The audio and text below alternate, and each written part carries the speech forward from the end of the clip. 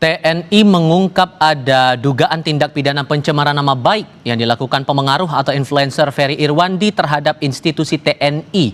Namun menurut polisi, putusan Mahkamah Konstitusi tidak memperbolehkan institusi melaporkan seseorang atas dugaan fitnah. Kami akan diskusikan ini bersama Kepala Pusat Penerangan atau Kapuspen TNI Brigjen Freddy Ardiansyah dan Direktur Amnesty International Indonesia Usman Hamid. Selamat sore semuanya dengan Tifal di sini. Apa kabar? Selamat sore Tifal dan Pak Kapuspen. Terima kasih semua sudah bergabung dalam diskusi kami kali ini. Pak Freddy, saya ke Anda dulu. Karena kan kemarin setelah konsultasi dari polisi bilangnya lembaga atau institusi tidak bisa melaporkan untuk dugaan pencemaran nama baik. Sehingga dengan hal semacam ini, apa langkah TNI berikutnya, Pak? Iya, terima kasih. Saya sudah diundang ke Kompas ya. Jadi sebelumnya kami sampaikan bahwa pada hari itu juga di tanggal 8 itu kami juga sekaligus melayangkan pengaduan atau somasi kepada Dewan Pers terkait dengan penayangan artikel dari Tempo.co, juga menggunakan hak jawab kepada Tempo.co juga untuk terkait dengan artikel di 2 hari, tanggal kalau nggak salah tanggal 6 dan tanggal 7, serta konten di bocor halus. Ya. Oke. Setelah itu di siang hari itu juga kami langsung ke Polda Metro dengan tujuan untuk konsultasi secara hukum kepada terkait dengan tindakan dari saudara FI yang kami rasa sudah memberikan fitnah, kemudian ujaran kebencian, provokasi, disinformasi, serta adanya potensi penghasutan yang kami kira perlu adanya untuk tindak lanjut ya, langkah-langkah hukum. Seperti itu, Mas. Oke. Dan dari temuan teman-teman Satuan Siber TNI ini apa? Apakah betul itu kaitannya dengan yang disebutkan darurat militer seperti yang disebutkan juga oleh Pak Sulaiman Ponto kepada kami kemarin?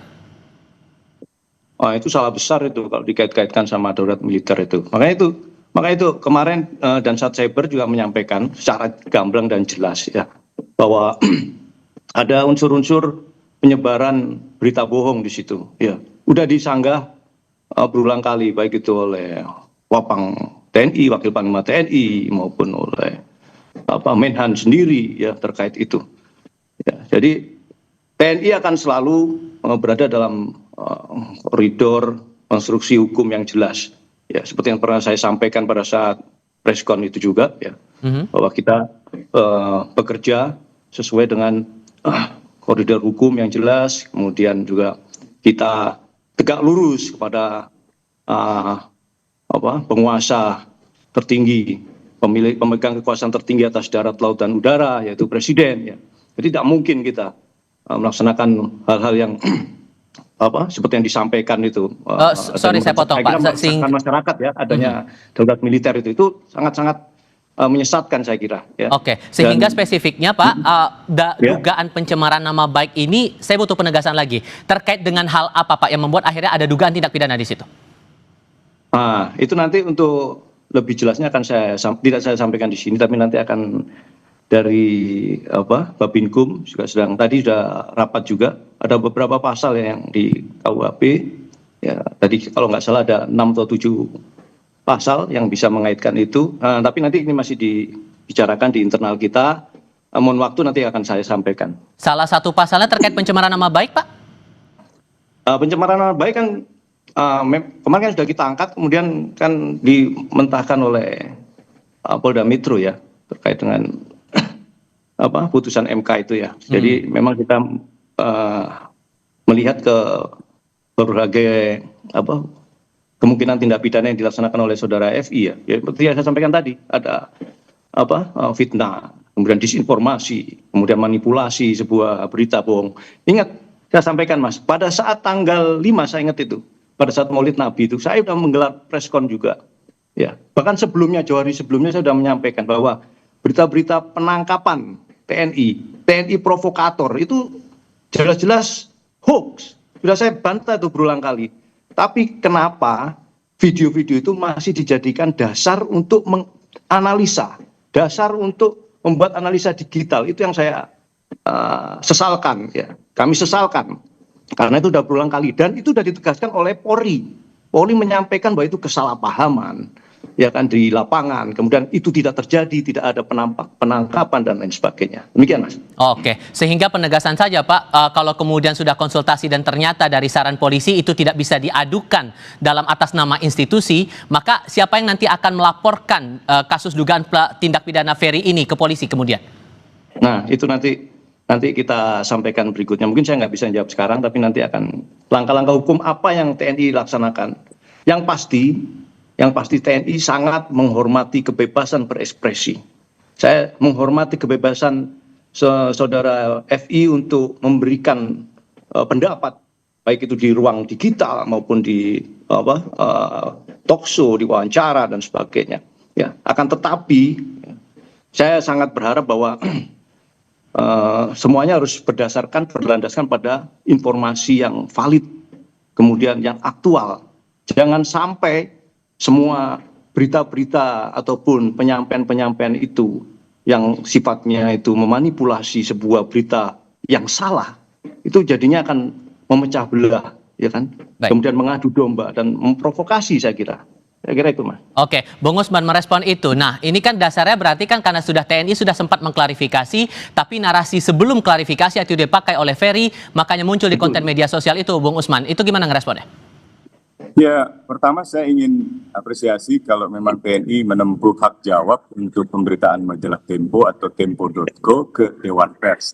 Saya kira cara itu masih dimungkinkan di dalam konteks sengketa atas sebuah pemberitaan atau perselisihan atas kebenaran sebuah berita. Yang kedua, rasanya apa yang dimaksud oleh Pak Kapuspen tadi ada dua hal sebenarnya. Yang pertama, ada kesan dari penjelasan Pak Kapuspen bahwa kalau ada wacana darurat militer, seolah-olah itu seperti menunjukkan ketidaksetiaan TNI atau Panglima TNI atau Kepala Staf kepada Panglima tertinggi dalam hal ini Presiden. Nah, itu sebenarnya dua hal yang berbeda dengan misalnya kudeta militer gitu. Tentu yang diwacanakan oleh masyarakat atau yang diperbincangkan oleh sejumlah aktivis atau sejumlah influencer seperti Ferry Irwandi itu lebih ke arah darurat militer yang sepenuhnya otoritas itu ada di Presiden. Makanya di dalam pertemuan di istana dengan tokoh-tokoh agama sempat dikabarkan kuat bahwa ada rencana Presiden untuk menerbitkan Perpu, peraturan pengganti perundang-undangan, dan itu berkaitan dengan pemberlakuan keadaan darurat. Bisa keadaan darurat secara umum, lalu diberlakukan secara kedaruratan sipil atau darurat sipil,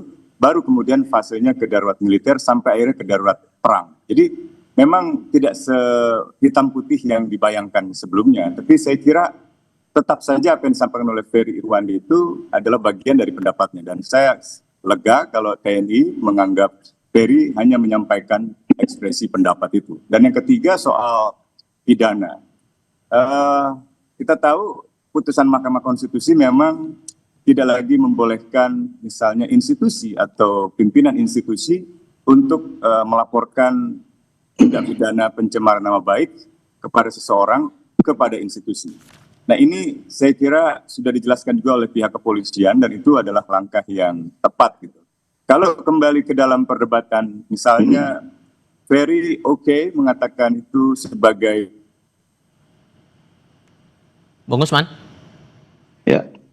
Oke, kita coba perbaiki dulu komunikasi kami dengan Bung Usman Hamid dari Amnesty International Indonesia. Sorry, Bung Usman, sorry, tadi sempat terputus. Boleh diulang lagi? Ya? Boleh diulang lagi poin yang tadi? Oke, jadi mengenai benar tidaknya informasi yang disampaikan oleh Ferry Irwandi misalnya, itu sebaiknya diletakkan di dalam perdebatan wacana dan kebenaran sebuah rencana kebijakan, bukan diletakkan di dalam konteks pencemaran nama baik atau tidak. Yang kedua, barangkali sudah saatnya memang ada tim investigasi yang independen, sehingga hasilnya bisa diterima oleh semua pihak. Hasilnya lebih objektif gitu. Kalau dalam keterangan Ferry Irwandi dalam debat dengan Pak Soleman Ponto sebagai bekas kepala BAIS, itu kan kesannya Pak Soleman membantah adanya katakanlah keterlibatan anggota kavaleri TNI di dalam sebuah tindakan kerusuhan, tapi Ferry lalu mempertanyakan kembali, kalau memang tidak benar keterlibatan itu berarti polisi yang salah. Nah, kalau polisi yang salah berarti TNI yang benar. Kalau TNI merasa benar berarti polisi yang salah. Nah. Atau kalau dua-duanya merasa benar, mungkin ada saatnya, ada perlunya untuk membentuk tim investigasi independen. Maaf, Oke. saya agak keliru. Oke, lagi-lagi nih soalnya aspirasi publik lagi Pak Freddy, gimana menjelaskan itu? Ya, baik, terima kasih atas sarannya Pak Usman. Kalau menurut saya, kalau kemarin Mas Ferry Irwandi itu menyampaikan ya, gamblang itu, bahwa siapa kira-kira dalam kerusuhan itu. Kita percaya pada siapa? TNI atau Polri? Nah, pada saat preskon sudah jelas dijawab oleh saya selaku perwakilan TNI. Kemudian ada Karo Penmas dan Karo Provos selaku perwakilan dari Polri yang menyatakan bahwa itu tidak benar. Nah, terus ya, jadi yang perlu saya sampaikan di sini itu tidak perlu tim investigasi kalau untuk menjawab itu. Tinggal Mas Ferry Irwandi aja menyampaikan. Kalau menurut saya lelaki itu yang dipegang omongannya. Manakala dia mengetahui itu salah, ya katakan itu salah. Manakala dia meyakini itu benar, yakin itu benar. Ya, begitu faktanya itu berbicara itu salah, ya harusnya seyogyanya, gentlemen. Kalau mempertahankan opini atau pendapat yang salah, ya jangan membenarkan dan merasa benar. Jangan membuat pembenaran. Ya. Dan sejauh ini, sorry Pak saya potong. Bentar, Mas. Sejauh ini kalau dari komunikasi yang dilakukan antara TNI dengan Ferry, apakah masih terkendala atau gimana sejauh ini? Nah, kalau yang seperti yang penyampaian dan saat cyber kemarin, ya memang beliau termasuk stafnya sudah berupaya untuk kontak, tapi tidak ditanggapi ataupun tidak mendapat respon ya. Jadi kami kurang monitor. Yang perlu saya sampaikan di sini yang saya teruskan ya Mas ya, bahwa lelaki itu dipegang omongannya, termasuk saya, Mas. Di sini saya selalu menyampaikan bahwa apabila saya salah dalam pernyataan ya, kemudian saya wajib mengakui salah, saya wajib mengakui permohonan maaf, ya, dan saya siap mundur dari jabatan saya. Itu saya, prinsip saya. Dan itu saya sampaikan di sini pada saat perintah Panglima begitu mendengar, Panglima TNI mendengar ada anggota yang diisukan ataupun dibuat berita, diviralkan terlibat itu, Panglima langsung menyampaikan, ya apabila ada prajurit yang terlibat, tidak dengan tegas. Ya, kemudian disampaikan juga bahwa beliau jabatan dan pangkat ini harus dipertanggungjawabkan, bukan hanya dunia tapi akhirat. Itu yang harus kita pegang. Itu harus kita pegang, Mas. Sehingga muncul pertanyaan juga di publik begini, Pak. Oke, kalau kemudian polisi punya satuan siber yang langsung menangani dari aspek hukumnya. Untuk satuan siber yang kemarin konsultasi dengan Polda Metro Jaya, apakah juga langsung menjurus pada aktivitas media sosial atau aktivitas percakapan di media sosial juga di ranah sipil? Tapi jawabnya nanti, kita jeda sebentar. Kami segera kembali.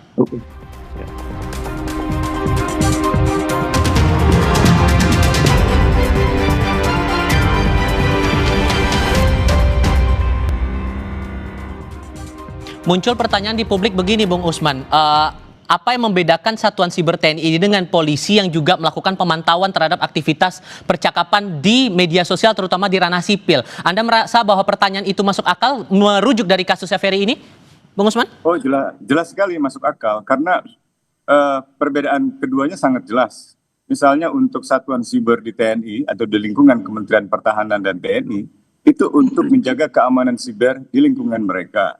Dan itu ditegaskan di dalam misalnya Undang-Undang TNI yang terbaru, pasal 7 tentang operasi militer selain perang. Misalnya untuk mengatasi ancaman siber pertahanan, cyber defense. Jadi bukan sekedar ancaman siber, tapi secara spesifik ancaman siber di dalam dunia pertahanan. Yang kedua, ada peraturan Menteri Pertahanan misalnya nomor 82 tahun 2014 yang menegaskan portofolio untuk pengamanan siber itu di lingkungan Kementerian Pertahanan dan di lingkungan TNI, dan itu biasanya diarahkan untuk menjaga misalnya kedaulatan nasional atau keutuhan teritori atau misalnya keselamatan segenap bangsa, termasuk dalam konteks menjaga fungsi-fungsi alutsista itu supaya berfungsi dengan baik sehingga tidak lagi diserang oleh hacker atau oleh peretas dari musuh luar negeri. Sementara kepolisian itu lebih mengamati proses dunia siber yang berkaitan dengan berbagai interaksi masyarakat, bisnis, pemerintahan, termasuk kalau ada pencurian data, penipuan data, atau misalnya tindakan-tindakan lainnya. Tetapi untuk kebebasan berpendapat itu dua-duanya sebenarnya nggak boleh lah. Kecuali ada ujaran kebencian, itu pun ranahnya di penegakan hukum pidana, di ranah kepolisian, bukan di ranah TNI. Gitu. Jadi muncul pertanyaan di publik, kenapa dan cyber TNI tiba-tiba membidik misalnya Ferry Irwandi gitu. Apakah selama ini Satuan Siber TNI memonitor percakapan publik, percakapan para influencer, aktivis dalam konteks urusan dalam negeri? Kalau itu benar, nah itu yang dipandang rasanya bukan itu tugas pokok fungsi atau fungsi konstitusional dari TNI. Pak Freddy, apa yang bisa dijelaskan soal ini? Ya, jadi benar apa yang disampaikan oleh Pak Usman ya terkait dengan tugas cyber tadi. Tapi yang harus perlu diingat pada saat kejadian tersebut bahwa TNI juga melaksanakan sesuai dengan Undang-Undang Nomor 3 Tahun 2025 itu, yaitu melaksanakan perbantuan kepada Polri. Ya, jadi jangan sampai kemampuan cyber TNI yang bersama-sama dengan Polri dan elemen bangsa yang lainnya yang memiliki kekuatan cyber untuk menjaga kedaulatan dan ruang cyber itu untuk sesuai dengan tugas pokoknya TNI juga, ya kan? Itu membuat dikonotasikan ataupun dinarasikan seperti tadi disampaikan, ya bahwa TNI yang harus cyber TNI yang harusnya ke pertahanan kok malah itu menghambat kebebasan dalam berpendapat. Saya kira tidak seperti itu. Puspen itu punya monitoring center juga, ya. Jadi dia melihat seluruh media, ya, media sosial. Apakah itu salah? Tidak juga, ya. Karena tugas penerangan juga harus memberikan informasi yang benar, ya kan. Apabila ada kekeliruan dalam sebuah informasi juga harus membenarkan atau menyampaikan yang benar. Jadi jangan sampai apa yang kita kerjakan, yang khususnya itu, kalau misalnya tadi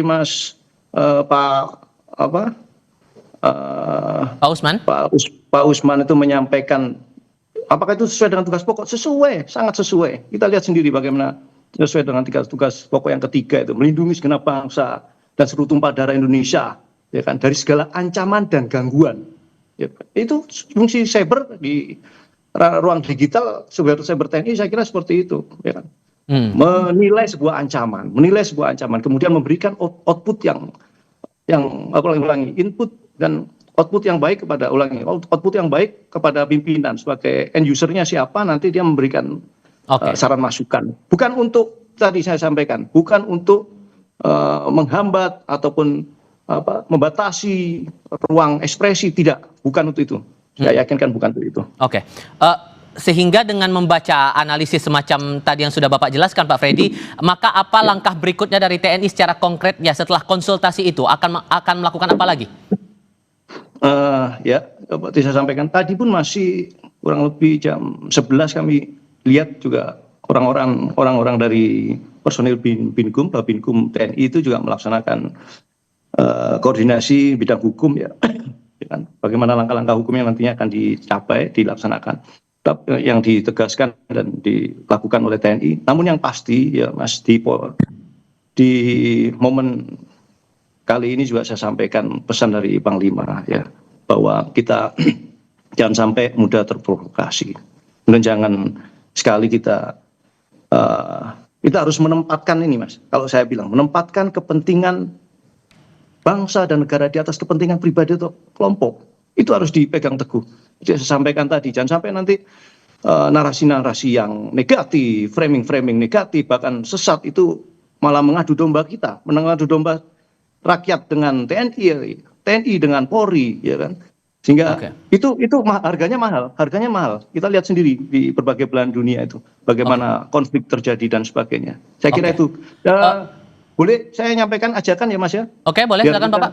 Sebelum saya kasih sebagai warga negara kita mengedepankan kepentingan bangsa dan negara, kemudian jangan sampai mudah terprovokasi, ya kan? Kemudian upaya-upaya untuk memecah belah, bahkan melemahkan TNI, ya. Melemahkan TNI karena tahu, ya itu tahu TNI itu selalu bersatu bersama rakyat. Baik. Selalu mengedepankan semangat persatuan, sehingga saya harapkan itu jangan sampai ada upaya-upaya untuk mengadu domba dan memutus kan.